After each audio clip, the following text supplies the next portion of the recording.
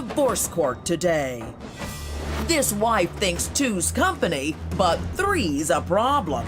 Megan and David have been married for 6 years, but she claims he constantly asks his ex-wife for advice on their relationship. Will ex-wife number 1 cause Megan to become ex-wife number 2? David Berger and Megan Berger have brought their dispute for Judge Lynn Toler to resolve. Testimony in divorce court starts now. I have here before me today Mr. David Berger and Megan Berger. The two of you have been married for almost 6 years. And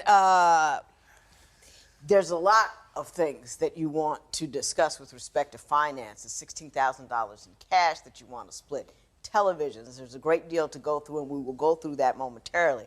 What I want to point out is that, Mr. Berger, you're here with your ex-wife, Kelly Elizabeth Contis. Yeah. How are you? Good. Which I think is fascinating. And we're going to find out why she's here momentarily. I will say this, Mr. Berger, purely on a physical level, you have great taste in women. I agree, Your Honor. You know, and obviously you've kept it civil with the ex-wife, so you got something going on over there, Mr. Berger. So I'm going to start with you. Why don't you tell me what the primary issue is with the current Mrs. Berger? Well, Your Honor, the biggest problem that we have is financial, and it tends to go with she's very forgetful with money, and as well as other things as far as paying bills. We had lost 2 vehicles at different times based solely on her either not remembering to pay the registration, so they got impounded, and another where we didn't have the registration, and she chose to drive the car out even though we were in an area where she was more likely to be pulled over for any reason in Canyon Country. So she did, and they impounded the car. So we had lost 2 cars. We've had multiple things shut off because she forgets to pay them. We recently had a gas bill for $7.32. I don't know, or a while back, but it still hasn't been paid. And it's $7. And you got the $7.32. It's $7.32. You got the money. You know, I mean, she just hasn't managed to pay it. We have a couch with it. You know, I mean, you could find it on the way to the bill place, and it's so, you know, and I mean, she's an amazing person. I love my wife. It's just her inability to focus, to get involved, to handle matters, to make sure everything is taken care of. The things that she needs to do, she's doing. Yeah, just her parts. Yeah. Her part. Now, you're a stay-at-home mom, correct? Yes. Are you failing to manage the household? Are you not taking care of your business? I will say, in a sense, yes, I'm very flighty. I have horrible focus issues. One thing that he failed to mention is I have Crohn's disease and I have health issues, so I'm dealing with this a lot. I'm tired a lot. And in regards to the car, well, yes, I did. The first car we got at an auction, and I stupidly threw away the papers because they were in an envelope, and I just was cleaning up, and so I threw them away. So which she does a lot. Yes, I throw away important things all the time. Now, I'm going to give you a little break. When you married her, she was 21, correct? Correct. And now you're 27. Yes. But that's old enough. Yes. To know what you're doing. Yes. You know what I mean? I was trying cases at 27. I had to read and all that. What is your primary complaint with respect to Mr. Berger? Well, sometimes when he gets upset, I won't say verbally abusive, but he likes to have things done his way, a particular way. So let's say if I'm like cooking dinner and like I'm cutting onions, and he'll be like, "You're cutting them that way?" It's like, well, cut onions this way, and then he'll just give me a look, and then just, oh, fine, you do it. She's cutting them toward her hand. Yeah, it's not like I want my specific way. I want her to not die. You just don't want her to cut her wrist off. Like, hey, look, let's have dinner, not the emergency room. That Mrs. Berger, is he right about that? Yes. Yes. Or I'll try to be like doing something, opening something, and he'll just come by and just take it and just gonna do it my way. Just fine. I think he's helping. Well, yes, but sometimes it is very frustrating because, I mean, you know, I know how to do things, okay? The onions don't have to be perfect, but, you know. She a lot of times has that, though. She has the counter to, well, okay, well, then you have your way. And it's, no, it's not that. It's the safe way or the logical way. Or the way to get it done. You weren't getting it opened. I'll open it for you. Come on. And I'm about that. I hate meandering. I can't. It's like when you're walking behind someone and they're moving at a... Move. Get from A to Z real quick. Yes. Now, Yes. I'm going to fuss at you. Yes. You met her, right? Yes. Before you married her. Yes. You knew she was a meanderer, didn't you? No. Let me say, when How I did you miss first that? met her, she, and this might be my misperception, is that she kind of came off to me as somebody who was like, I'm not going to deal in mainstream society. I'm not getting caught up in everything that I have to. I'm not going to be a cubicle person, but I have all these So she was going to be a thoughts. free spirit as And opposed yes. to a disorganized I didn't individual. realize that was just How being long lazy. did you date her before you married her? A month. Yes. But we knew each other for years. Yes. Oh, you've known each other for years?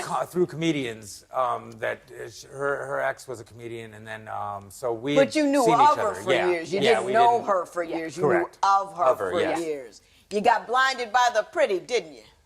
I was blinded by how amazing a person I thought she was. We connected in that sense, and so it was more that it wasn't aesthetic that I was into. And I get that part, but what I would like to say is you really got to get to know a person before you live in a house with them.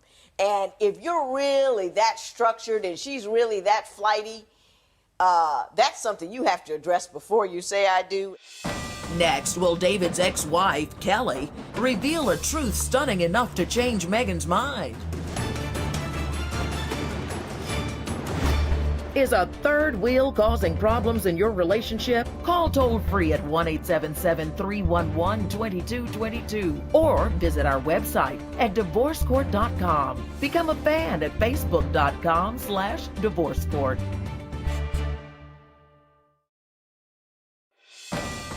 Real life, real relationships, real solutions. Divorce Court continues. So can you explain your ex's presence here for me? My ex-wife is here. We were married 10 years. We've been divorced probably almost about the same. We were fairly amicable in divorce. We have 2 children. So we communicate a lot.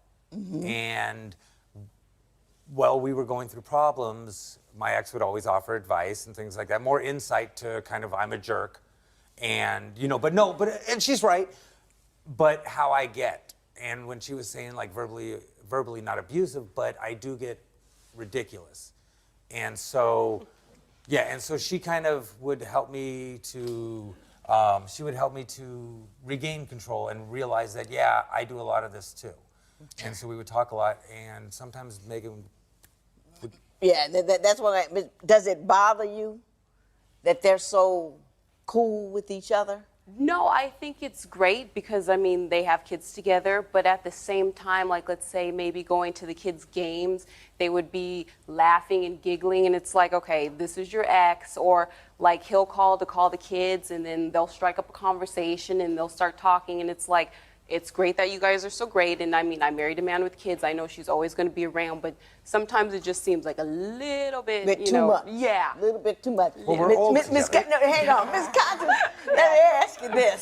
let me ask you this. Do you tell him when he's being a jerk to his new wife? Well, Dave always thinks that he's right about everything. He is an idealist, not a realist. So I think when I was married to him, it would become to a point where I just say, yeah, sorry, you're right, just to shut him up. So Yes. Yeah, and then when I do that, he's like, no, you're just saying it to say it, so this is going to I keep learned going. it. And so it's like, okay. Yeah, it's because I learned it from her that's what they're doing. Oh, just shut I don't you want to be up. appeased. I want to discuss it. Right. Yeah. Do you want to discuss it or do you want her to accept your opinion? Those are 2 different things. No, I believe more so because I fully agree that you can agree to disagree and move on. Right. But you have to discuss things. You have to talk them out. And I'm not saying I'm great about it. I just agree that should happen.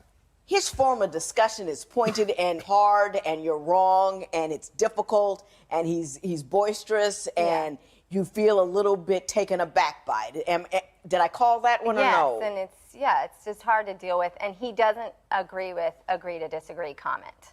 That's not true. No, that's He wants you to understand why he's right. Yeah, his point and you say, okay, I get what you're saying, agree to disagree, and that's not anything that can happen. You think that if somebody really understood your position, they would know that you were right. So you keep telling them about your position until they accept it, because otherwise they simply don't understand what you're talking about. I think I more so just repeat it till it makes sense. Which is what I just said. Yes, yes.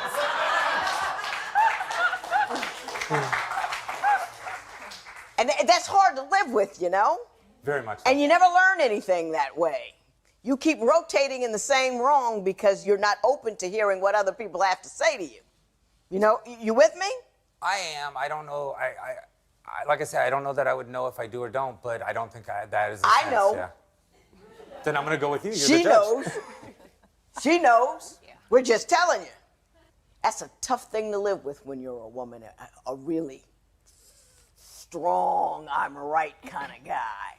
And it makes you uncomfortable in your own home. And that's really not cool at all. I guess I could see that. It's not cool at all. Am I? Right. Yeah. When divorce court continues, can David see that he is the cause for Megan's devastation and heartbreak? Do you agree with Megan that David's ex-wife is too involved in their marriage? Call 1-800-282-1991 to vote now and see if America agrees with your opinion. You'll also receive some valuable offers. Call now. If you would like your case heard on divorce court, call us toll-free at 1-877-311-2222 or log on to our website at divorcecourt.com and join the conversation on Twitter at Divorce Court. Divorce Court continues. Thank you so much, Mrs. Contis. You may have a seat. I appreciate your insight. And I saw you grinning while I was talking, so I knew I had it right. Now, Ms. Berger, let me ask you this. You say that he is disrespectful to you. Seriously so. Why don't you tell me? It's not just on an ordinary basis of being disrespectful. It could be like we're having an argument, and I have a lot of trouble sometimes saying how I want to feel or getting my point across. And so I guess a lot of times when we'll be arguing, he calls it round robin, like where I made this point, but basically I go all the way back around to the same point, and he's just like, oh my God, like, what are you, like, insane or nuts? Or like sometimes when, once again, I've had a hysterectomy, so sometimes I can, you know, be a little bit out there, and so he'll call me Sybil, which totally irritates me, but, you know, we've all seen the movie, and so, you know, just things like that. It's not on a, you know, he doesn't wake up and say, hi, oh my gosh, you suck. But it's just when we're arguing or whatever, and it's getting really frustrating where he feels like he's right and I'm trying to say like how I feel, get my point across, and then just the words will come out. But she's very blunt. You know, I know exactly how he is. So now I just, okay, whatever, which just makes it worse. I asked you to tell me how disrespectful he is to you. Gotcha. And you rattled off all your sins. Okay. And I think she did that because you're telling her about them all the time. What you wrote down here is you call her an idiot, a moron, a psycho, and a nut job. And instead of going, he's done these horrible things, she sat up and recounted her failings and her flaws, that she's flighty, that she doesn't argue correctly, that she argues in circles, that she complains too much. That's frightening to me that you did that. Okay. You're wrong. He keeps telling you're wrong and you believing it. Well, he doesn't necessarily tell me I'm wrong. Yes, he does. So does her psychologist. Yes, he does. Yeah, so does her psychologist. But like, I feel like a lot of times he is right, and that can get so annoying. Like, not that like I have to be right, but a lot of times in certain situations he is right. Like, why don't you organize this? Why don't you do this? And it's just, God, you're like right all the time. Just stop it. It's annoying. Not having to be right. Yes. But this is the thing, I don't have patience for adults. I taught special education for 10 years. I have all the patience in the world for anyone under 18. Huge thing. I got all day. If you're an adult, grow up, act like one. I don't have time to school you, to teach you, to do this. Someone should have. You know what someone should school you about? What's that? Is being patient with the woman that you say you love. I agree. You brought a woman into a household. You've told you were going to love, honor, and cherish her. whatever her flaws, whatever her failures, because you've got them too, you don't live on them. You don't keep beating her on the head with them and saying, you need to fix it because I don't have the patience for it. Yeah, you do. You just decided that you don't need to show that patience. You've decided that since you're right, she needs to fix her and you don't need to do anything at all. What you're doing as far as beating up on her verbally is worse than the silly stuff she does. It's just worse. She does it because she's flighty, this, that, and the other thing, but you pick those words. Correct. And you crucify her with them. Correct. Horrible thing to do. Not Correct. manly. Not cool. You know, you got patience for those kids. You get patience for the woman that you promised to love, honor, and cherish for the rest of her life. Actually, that wasn't our vows. Judge Lynn Toler's ruling next.